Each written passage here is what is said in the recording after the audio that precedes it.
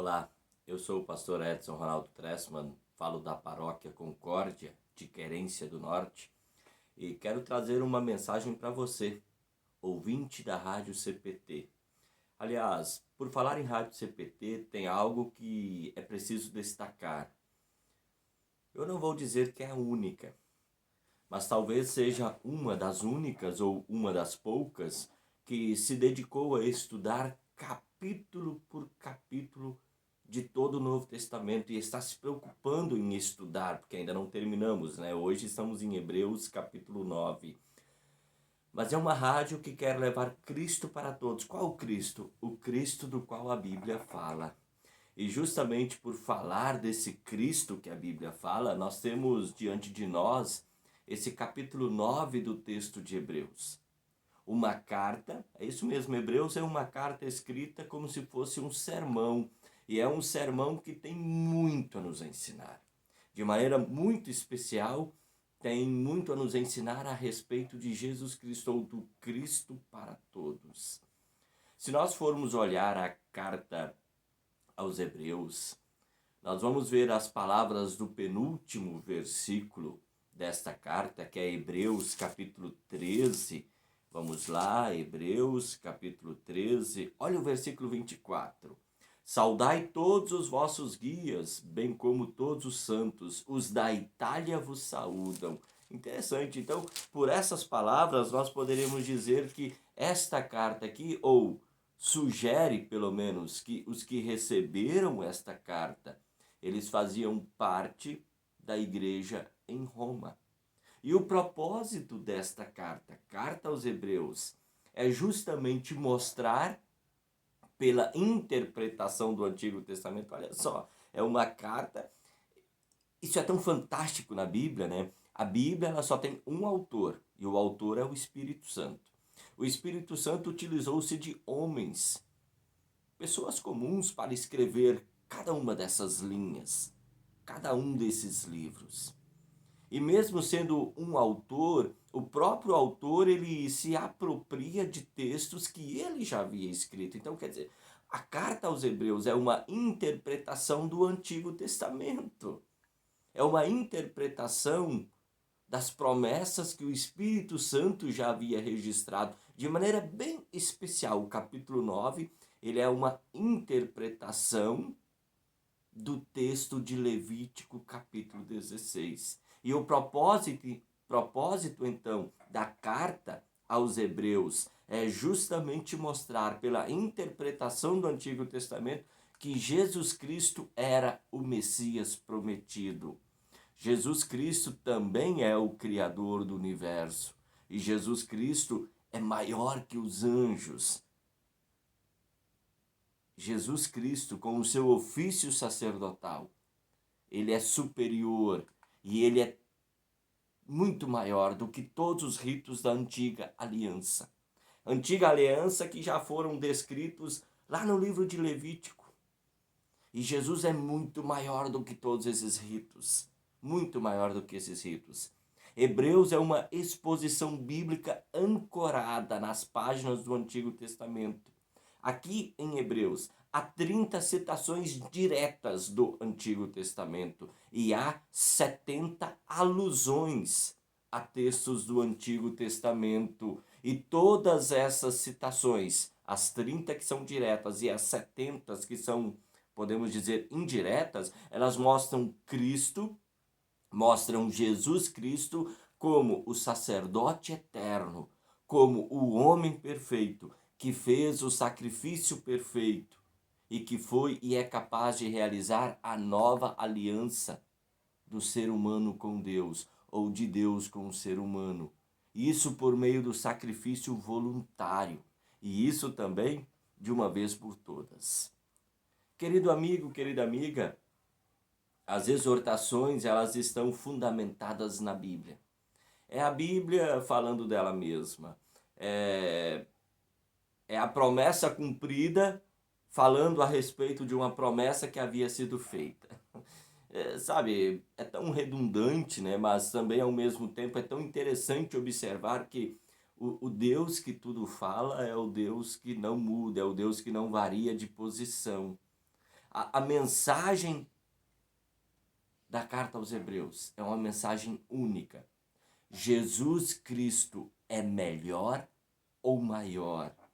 O termo grego é kreiton, e kreiton ele aparece 25 vezes ao todo nesta carta aos Hebreus. Jesus Cristo é maior, Jesus Cristo é melhor que todas as instituições religiosas de Israel. Então, poderíamos dizer assim, não é necessário ter um apego às instituições religiosas de Israel, como muitos israelitas, eles chegavam à conclusão de que eles deveriam estar completamente apegados, fundamentados na religiosidade de Israel, mas Jesus é muito maior, Jesus é muito melhor do que isso.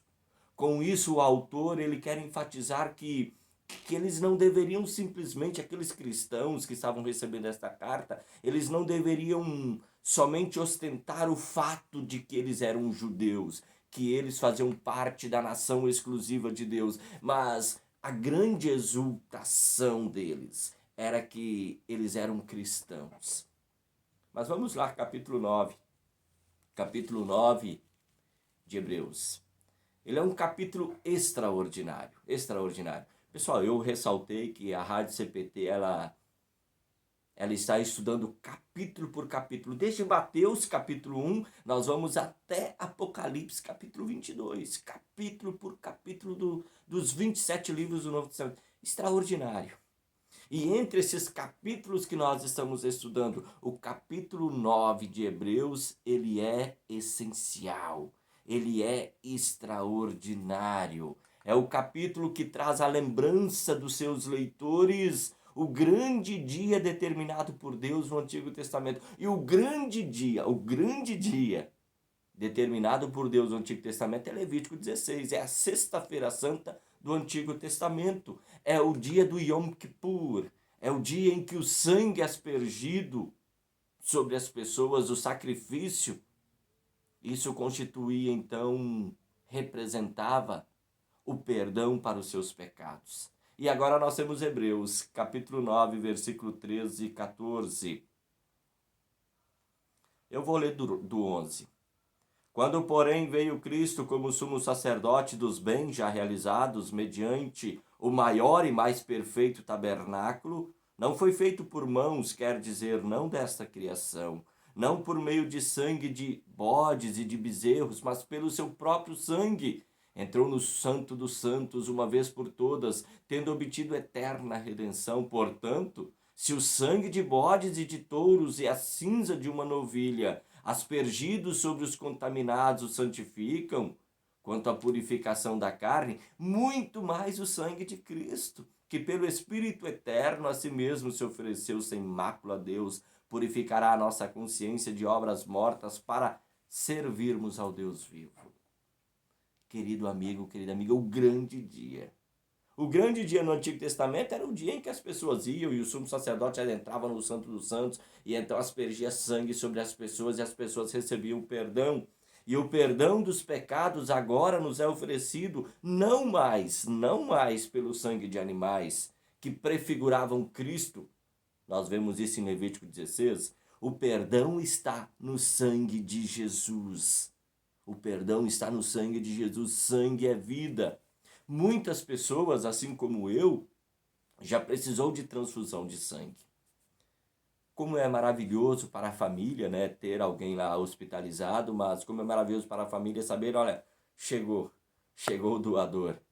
Ele vai doar sangue. A pessoa lá que necessita vai receber sangue e terá uma nova chance, terá uma sobrevida.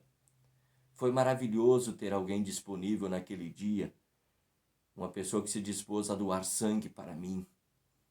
Querido amigo, querida amiga, sem esse doador e sem o seu sangue, possivelmente eu teria morrido. Sem o sangue de Jesus Cristo, eu morro eternamente. Sem o sangue de Jesus, você morre eternamente. Por isso é tão importante esse capítulo de Hebreus, capítulo 9.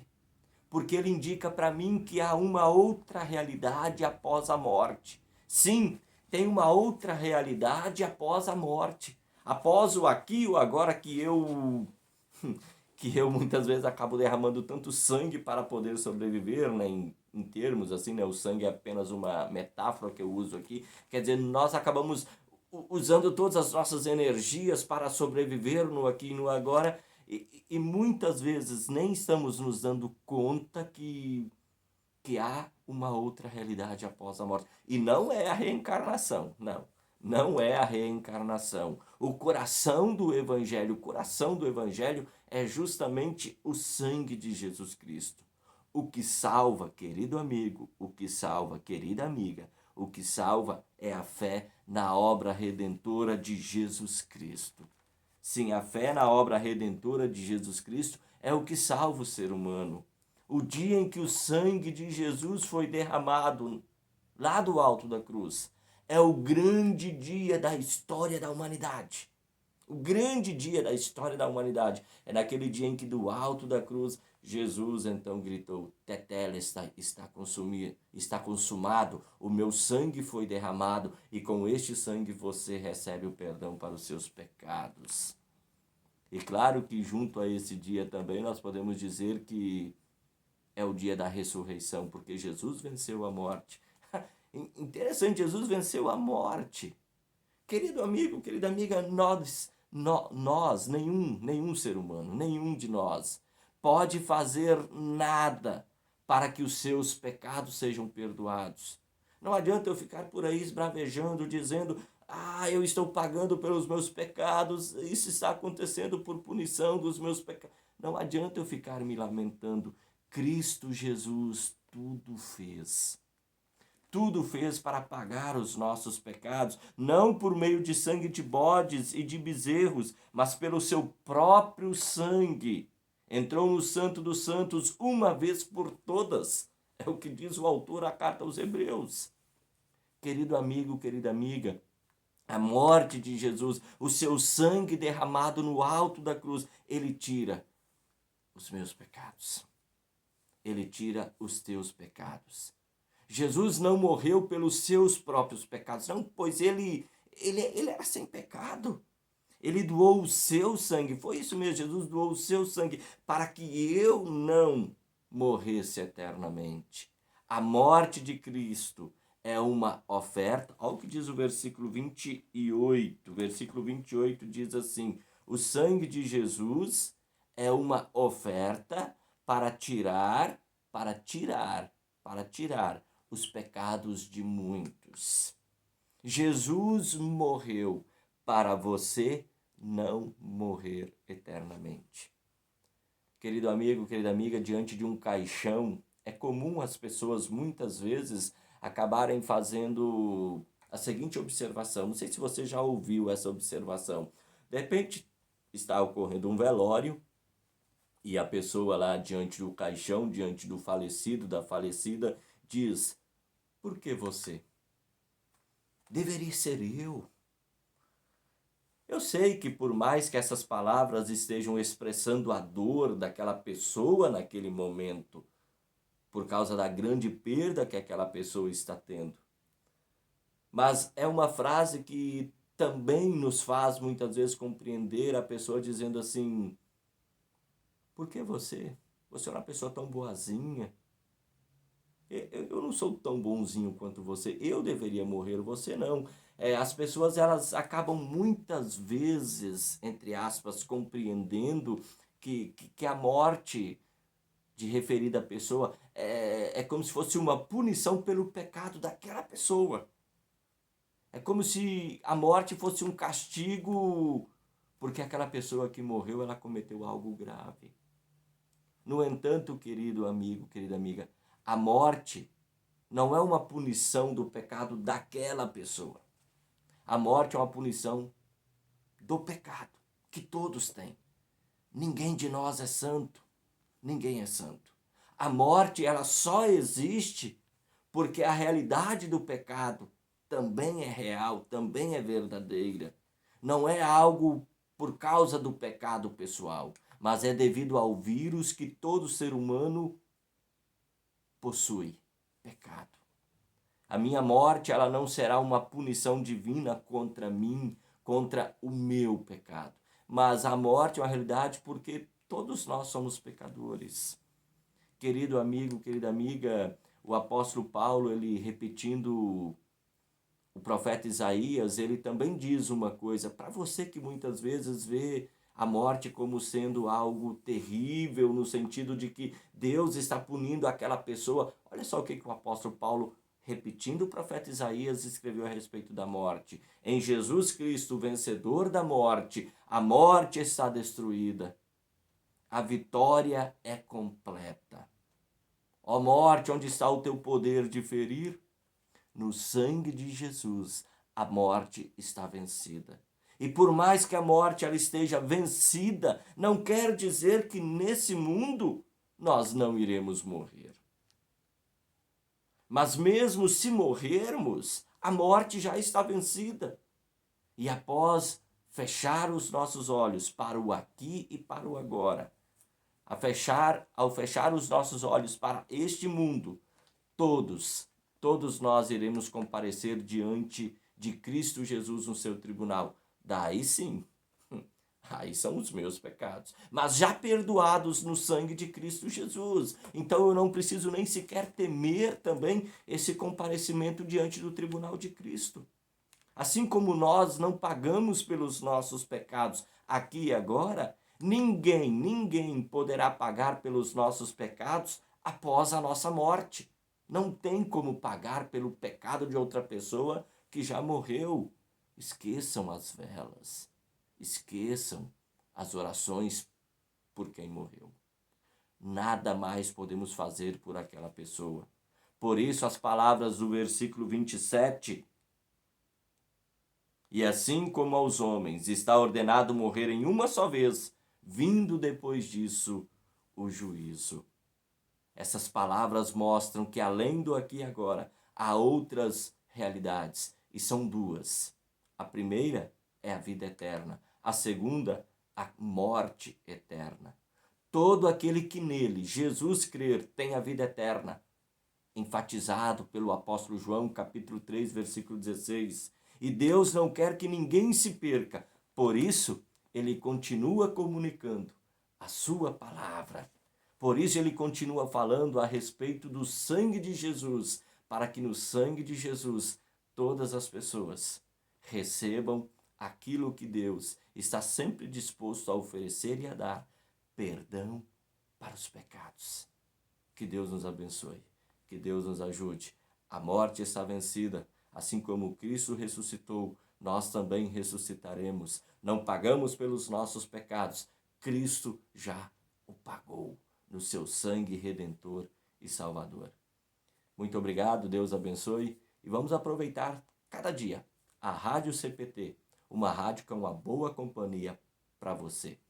Uma rádio que está tão preocupada com a tua salvação, com a tua vida espiritual, que todos os dias se dedica a apresentar um capítulo dos livros do Novo Testamento.